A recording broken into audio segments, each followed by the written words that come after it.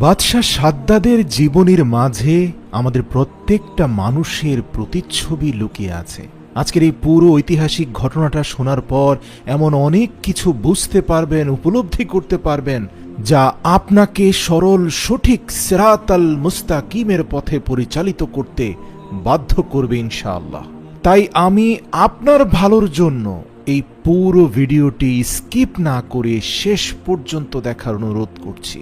আপনি কি জানেন, হযরত আজরাইল আলাইহিস সালাম নিজেই বলেছেন, আমাকে আল্লাহ ক্রোধ আর তীব্র হুঙ্কার দিয়ে তৈরি করেছেন।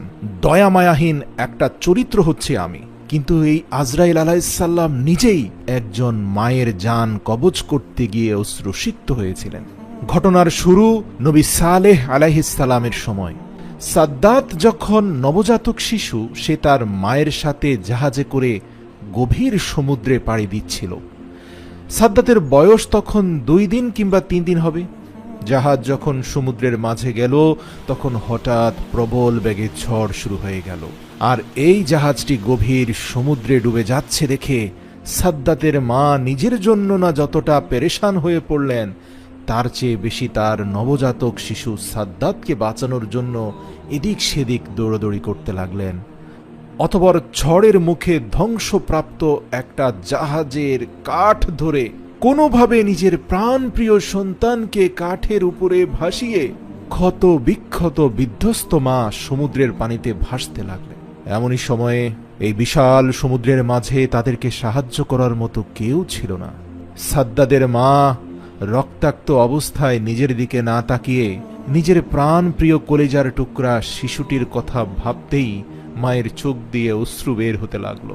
আপনাদের জানিয়ে রাখি, আল্লাহ তাআলা পৃথিবীর বুকে যত শ্রেষ্ঠ মানুষ বানিয়েছেন তাদের মধ্যে সবচেয়ে সুন্দর ছিলেন হযরত ইউসুফ আলাইহিস সালাম। আর পৃথিবীর বুকে যত ভয়ঙ্কর মানুষ বানিয়েছেন তাদের মধ্যে সবচেয়ে আকর্ষণীয় এবং সুন্দর চেহারার মানুষ ছিল সাদ্দাত।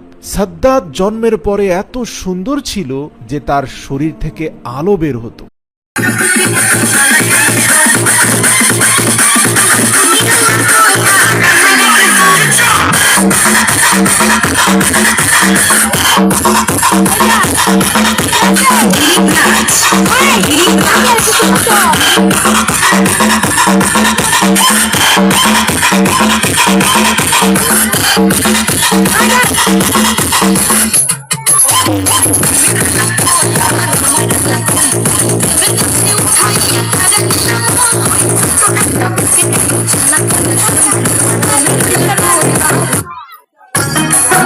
বাদশাহ সাদ্দাদের জীবনীর মাঝে আমাদের প্রত্যেকটা মানুষের প্রতিচ্ছবি লুকিয়ে আছে।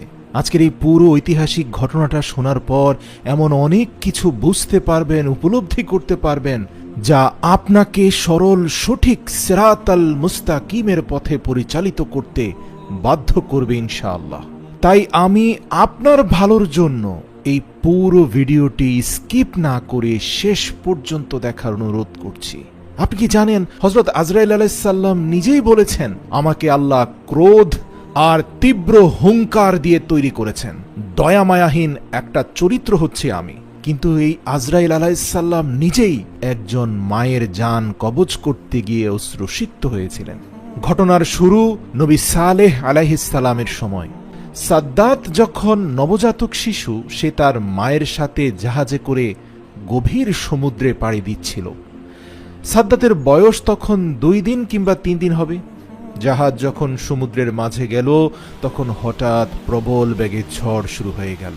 আর এই জাহাজটি গভীর সমুদ্রে ডুবে যাচ্ছে দেখে সাদ্দাতের মা নিজের জন্য না যতটা পেরেশান হয়ে পড়লেন, তার চেয়ে বেশি তার নবজাতক শিশু সাদ্দাতকে বাঁচানোর জন্য এদিক সেদিক দৌড়াদৌড়ি করতে লাগলেন।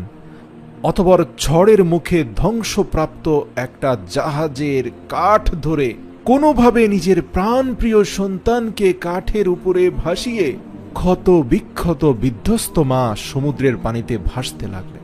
এমনই সময়ে এই বিশাল সমুদ্রের মাঝে তাদেরকে সাহায্য করার মতো কেউ ছিল না।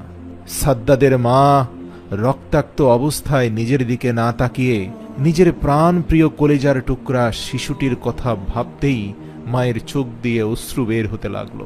আপনাদের জানিয়ে রাখি, আল্লাহ তাআলা পৃথিবীর বুকে যত শ্রেষ্ঠ মানুষ বানিয়েছেন তাদের মধ্যে সবচেয়ে সুন্দর ছিলেন হযরত ইউসুফ আলাইহিসসালাম। আর পৃথিবীর বুকে যত ভয়ঙ্কর মানুষ বানিয়েছেন তাদের মধ্যে সবচেয়ে আকর্ষণীয় এবং সুন্দর চেহারার মানুষ ছিল সাদ্দাত। সাদ্দাত জন্মের পরে এত সুন্দর ছিল যে তার শরীর থেকে আলো বের হতো।